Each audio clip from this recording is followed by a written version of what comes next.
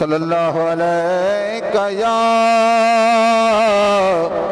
रसूल अल्लाह वसल्लम अलैका या हबीब अल्लाह। हुक्म है पुछदन गरीबन जो अली सिंह जे शान में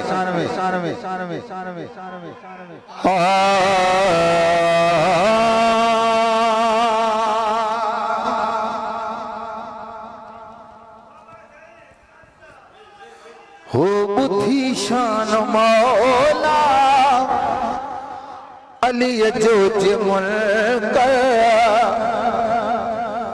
बुद्धि शान मौला अली जो मुल्क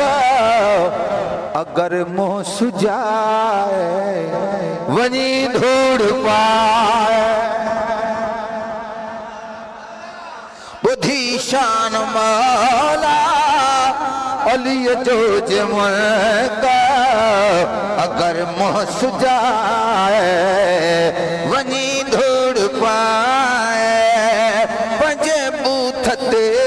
पाड़ा पंहिंजे हथ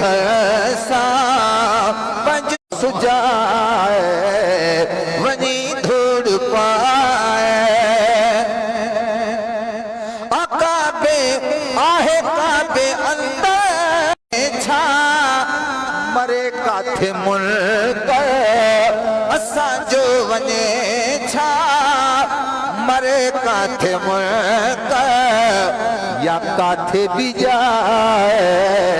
वनी धूड़ पाए असां जो वने छा मरे काथे मुल्क या काथे भी जाए वनी धूड़ पाए बुद्धि शान वाला अली जो मुल्क अगर मोह सुजाए वनी धूड़ पाए अगर मोह सुजाए वनी धूड़ पाए मिठे मुस्तफा जो ही फरमानो आहे हिक अहल बैत जो कुरान आहे मिठे मुस्तफा जो फरमानो आहे हिक अहल बैत जो कुरान आहे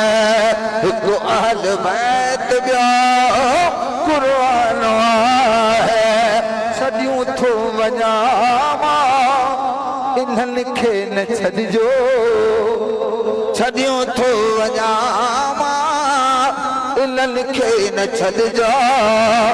जो वेही भुलाए वञी धूड़ पाए छॾियो थो वञा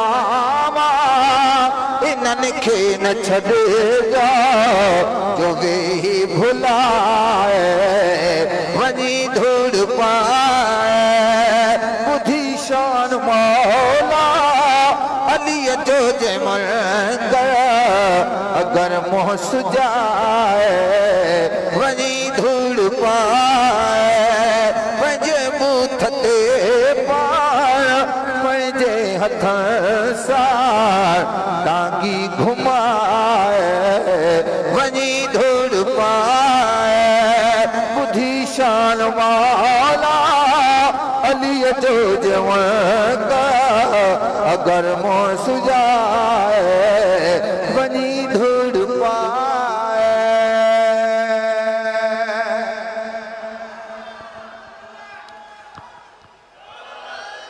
शेर हुसैन इब्ला वकाबा हजरत अल्लामा साहिबजादा सैयद नसरुल्लाह शाह बादशाह जन पंहिंजो